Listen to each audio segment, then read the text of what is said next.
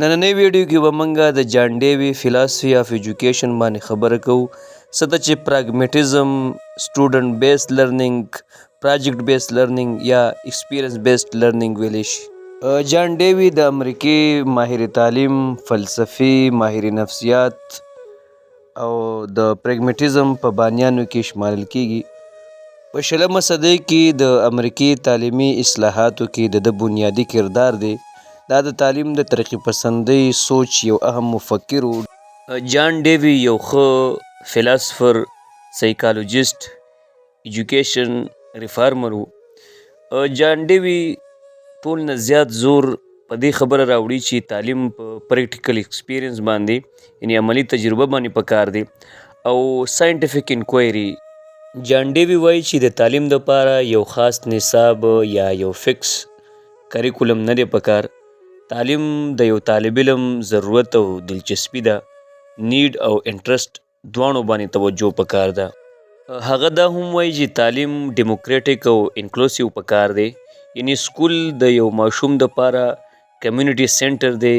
ډیوي وایي که چېرته دا سکول د یو ماشوم دپاره کمیونټي سینټر جوړ شي نو دا ماشوم به د دې سکول نه ډیر سمجدار لاړ شي، دا به د خپلې معاشرې خدمت وکړي، د معاشرې په بدلون کې به بنیادي کردار ادا کړي. که ساینټسټ وي، که ساینسدان وي، که زمیندار وي، که ساینسدان وي، که سیاستدان وي یا ټیچر وي. دا جملې ډیره مشهوره ده چې ایجوکیشن از ناٹ پریپریشن آف لایف بټ لایف اټسیلف. دا قول د جان ډیوي دی د امریکې تعلیم کې، مګر چې یو بنیادي کردار ادا کړی دی، په خپل نظریاتو یو انقلاب راوستی دی، امریکا او نورو دنیا یې په سوچ مجبوره کړې ده. ډیوي وایي چې اصل کې تعلیم زندگی ده، تعلیم د راتلونکي زندګۍ تیاری نه ده. هغه دا هم وایي چې ماشومان فیوچر نه بلکې پریزنټ کې وساتئ، چې ماشومان موجوده زمانه کې د تعلیم نه خوند واخلي. هغه یو نوی نظام متعارف کړل څه ته چې پرابلم بیس لرننګ یا پراجیکټ بیس لرننګ ویلی شي. د دې دپاره هغه شپږ پرنسپل یا شپږ اصول پیش کړل. پیرنی پرنسپل یا اصول د جان ډیوي دا دی لرننګ بای ډو. لرننګ بای ډوینګ مطلب دا دی چې ماشوم له خپله یو ټاسک ورکوي، چې ماشوم هر څه خپله وکړي. مطلب موږ چې کله کلاس چلو نو فار ایگزامپل په کلچر باندې موږ خبره کوو، موږ هلکانو ته ریډینګ وکړو یو پیج نیم، بیا ورته وایي چې دا په کاپیانو کې ولیکئ، بیا ورته وایي چې دې کې سبا تاسو ټیسټ دی او دغه رنګې امتحان دی. نو هلک په دې عمل کې خپله شریک نشو. کم کار چې خپله هلک وکړي د یو ټاسک په بیس باندې، یعنی مطلب ټیچر به صرف رهنمایي کوي. ډیوي وایي چې ماشوم له ټاسک ورکوي، یو پراجیکټ ورکوي، هغه ته وایي په دې موضوع ته خپله تحقیق وکړه، ریسرچ وکړه، دا ټاپک تیار کړه، په دې باندې خپله لیکل وکړه. ټیچر دې د دې صرف رهنمایي وکړي، مطلب چې کلچر څه ته وایي، د دې ښه خال څه دي، دې کې بدلون څنګه راځي. دې طریقې سره به موږ ډېر اچیومنټ وکړو، ډېر مقصدونه به حاصل کړو. کوم کار چې طالب علم یا سټوډنټ خپله وکړي هغه دوباره د یادېدو ضرورت هم نه وي. ماشوم پکې د لیکلو صلاحیت هم پیدا کړي، دلچسپي هم سیوا شي. دویم نمبر اصول ګروپ ورک اینډ کولیبریشن. ماشوم چې یو ځای کار وکړي د یو بل نه ډېر څه زده کړي، د یو بل مدد به وکړي، نو هغه وایي چې په ګروپ په شکل کې د هلکانو نه کار والی.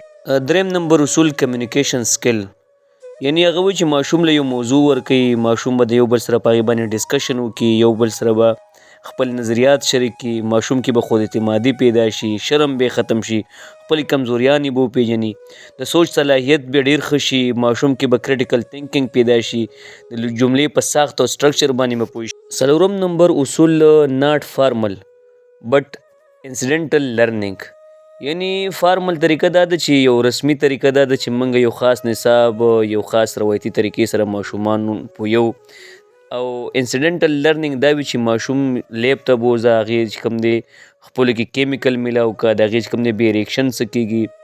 که چېرته یو ایکسپلویډ وشي، ماشوم په خپل رپورټ کې دا ولیکي چې موږ نه څه غلطي وشوه، د هغې نتیجه دا کیدی شي. هغه ته به دا پته هم ولګي که موږ چېرته داسې غلطي وکړو نو دې خطرناک نتایج هم کیدی شي. ماشوم ته به لرننګ کې یو خاص لیمټ، یو حدود مږدئ چې یو صفحه یا یو پیج یاد کړه. ملټیپل ډایمنشن لرننګ پکار دی چې ماشوم ډېر څه زده کړي.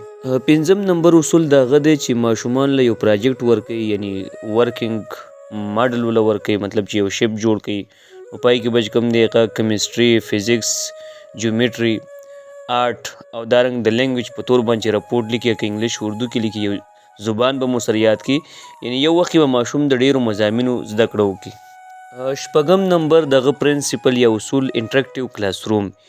د شپږم نمبر اصول کې هغه دا وایي چې ماشومان د یو بل سره مشغول کړي، یو شانت مقصد کار ته والي، یعنی کامن ګولز وساتئ چې ماشومان یو ځای یو بل سره پریکټس وکړي، چې هر هغه کمزوری ماشوم چې هغه هم د دې کلاس حصه ځان وګڼي، چې ټول ماشومان یو شان څه حاصل کړي. جان ډیوي دا وایي چې د ټیچر کار د یو فیسیلیټیټر دی.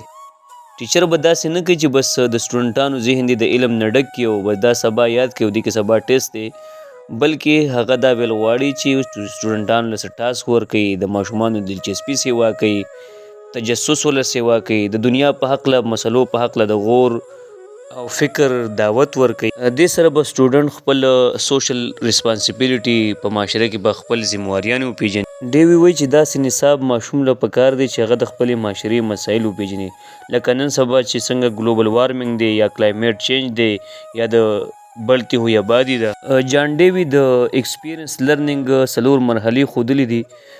لومبی ایکسپیرینس دی، یعنې ماشوم له یو ټاسک ورکوي، د ایکسپیرینس د یو تجربې. دویم ریفلیکټینګ دی، په دې سټوډنټ په تجربو کې. دریم جنرالایزینګ دی، په دې سطح باندې به سټوډنټ څه لرن کې څه نتیجه به اخذ کړي.